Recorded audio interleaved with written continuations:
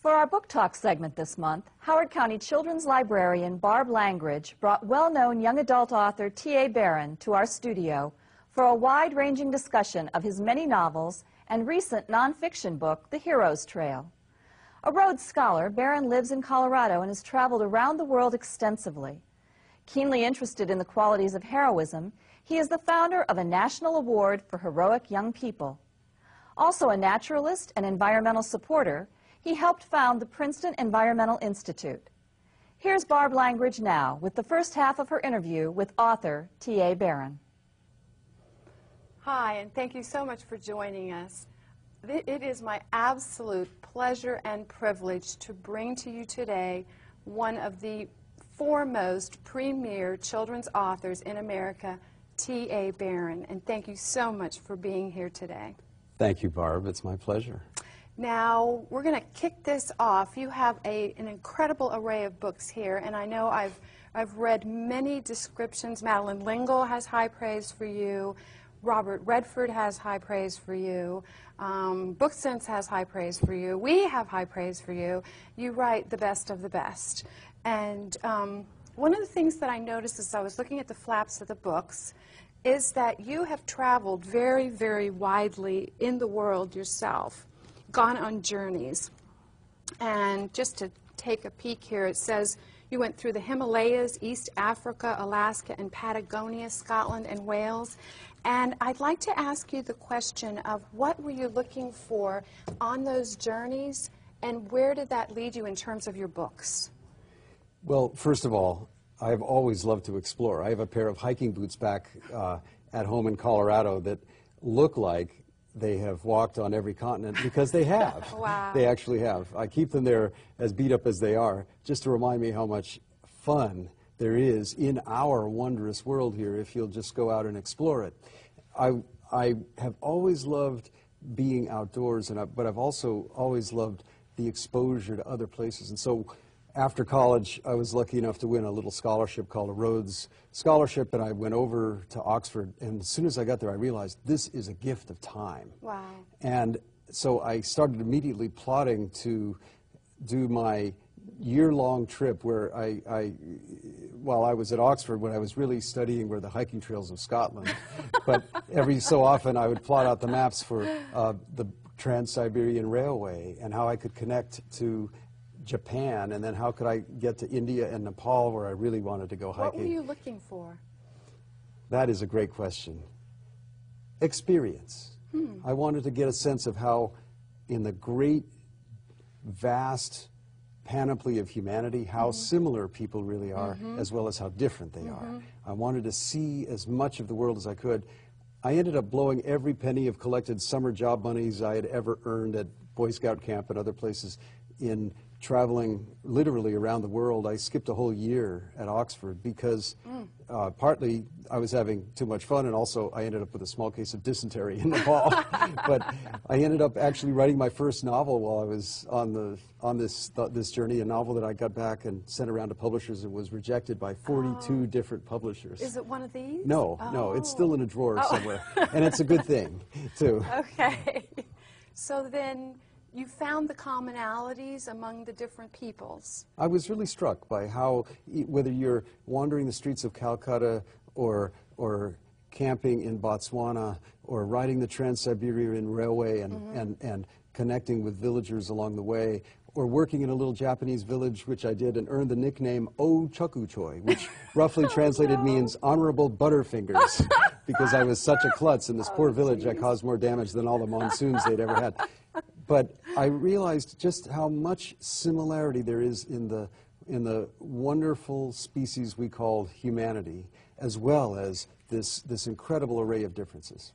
Now, I noticed in reading your books that you would talk about certainly Avalon, Merlin, but every now and then you'd go back to the Greek mythology and pull in, you know, the mortals and the immortals there. And did you find similar sort of other dimensions in the other cultures you were visiting? Well, these are all journeys, you know. I remember vividly when I found a great oak tree that was actually planted in the gardens outside of Calcutta. It was in the botanical gardens out there. It was an oak tree, an English oak tree. It was so odd to find it there, but it was next to a giant banyan tree.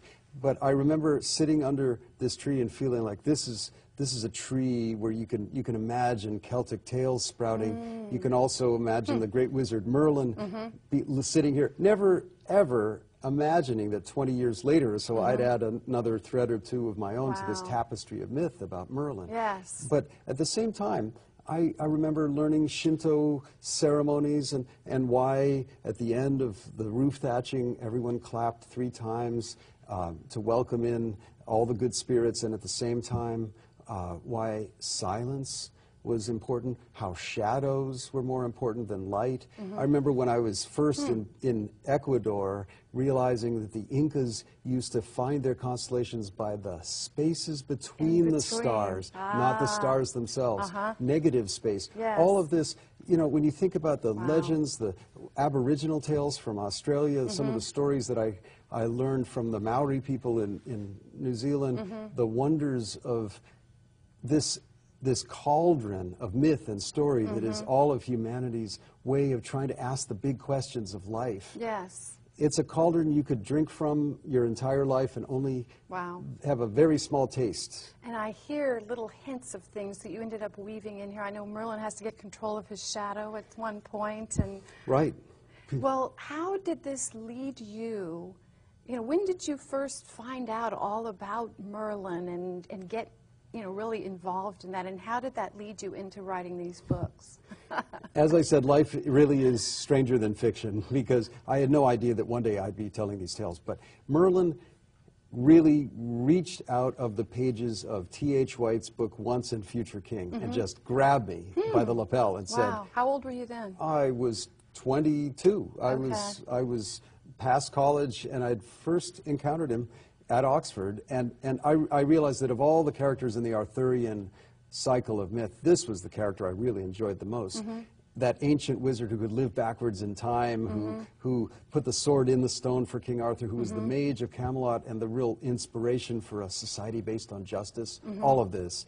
This was a great, interesting character. And then I realized that, you know, Merlin has one part of his story never told, and that is the time of his youth. Yes. And so that's why I begin, there are 5 books about the tales of Merlin's lost years. And it starts with not a wizard or anything even close. It begins with just a boy. Yes. A boy who's half drowned and barely alive and who's spat out by the sea, washes ashore, and finally, even though he's so weak he can't even sit up, he wakes up and he hears the seagull screeching over his head and smells that briny breeze. And then he realizes that he's lost all of his memory. So he has no idea who he is or where he came from. He doesn't even know his own name.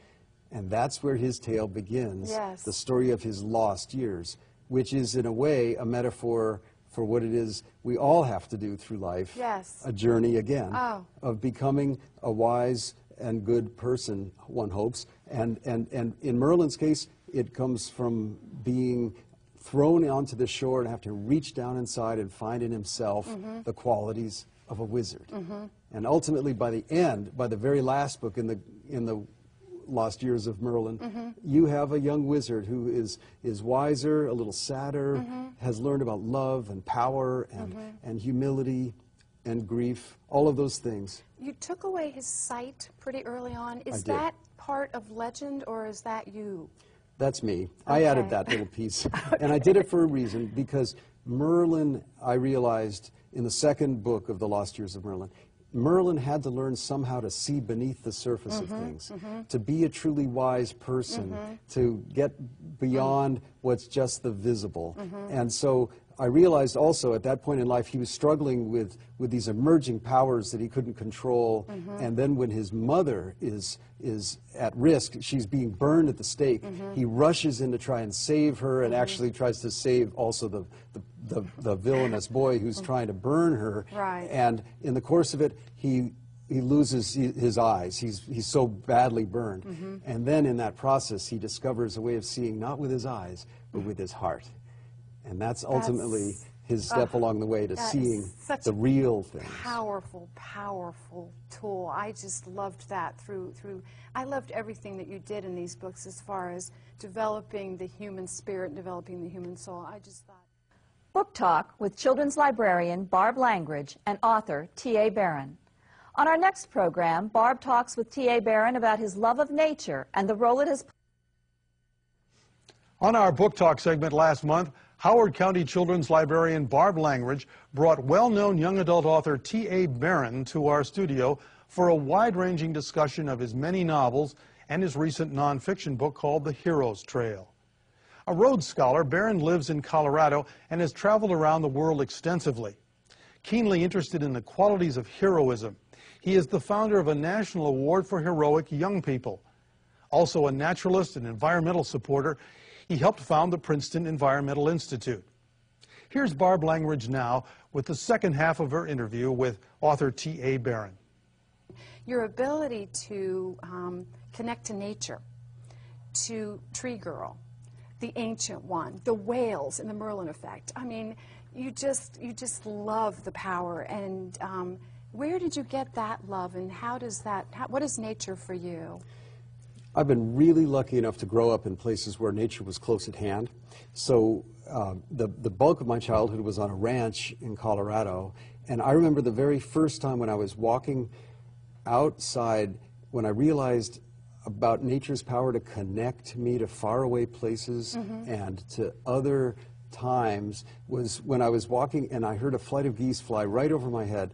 And those were the same geese that I had just learned started their journey up in the Arctic and flew down over the Canadian Rockies, over Glacier National Park, and down through our little meadow in southern Colorado. And I remember realizing that just by the very beating of their wings, those birds connected me to all those wondrous places. Wow. And that's one of the great things about nature. Think about it, Barb. Nature is one of those great gifts from God where we can actually experience the feeling of being very, very small and very, very large at once. We can feel infinitely humbled and enlarged by the sweep of creation. You think about it, when you're out on a Rocky Mountain ridge at night and you see all those stars, or you're standing out here in Chesapeake Bay listening to the ocean and looking out to the horizon, or you're standing in a great redwood forest and getting a sense of these immense beings, these great redwood trees, you feel dwarfed and enlarged. You get to feel humble, which is good for us human beings, at the same time as being larger than we are, because we're connected to all this grand sweep of God's creation. That's the wonder of nature to me in a nutshell. You know, if you think about the journeys that you were on, the way that you develop the human spirit in your books, and your love of nature, to me, all of that sort of naturally funnels into, I know, something that you're very passionate about, and that is heroes, and heroes versus celebrities. Can you talk about the prizes that you give out and just that whole part of your life? Sure. Well, for starters, we are massively confused in this society between the difference between a hero and a celebrity. We're giving our children, frankly, all the wrong messages about celebrities being what they should strive for. And in fact, the difference is very, very stark. A hero, to me, is really defined by what's inside, by what's not visible. It's about character qualities. It's about those same kind of qualities that young Merlin or Kate in my books about her, or Tamwin and Ellie in The Great Tree of Avalon, or Anna in Tree Girl. What they have to pull out from themselves is what we all have to pull out from ourselves to find those heroic qualities we all have. Courage, perseverance, compassion, humility, humor, hope, faith, all these qualities we have. Sometimes we have to be washed ashore to realize. Or pushed. And realize, or need to survive. Exactly, exactly. That little scene down the waterfall, you remember that. But the fact is that all of us do have heroic capacity. I firmly believe that every child has in him or herself a hero, the potential to be one.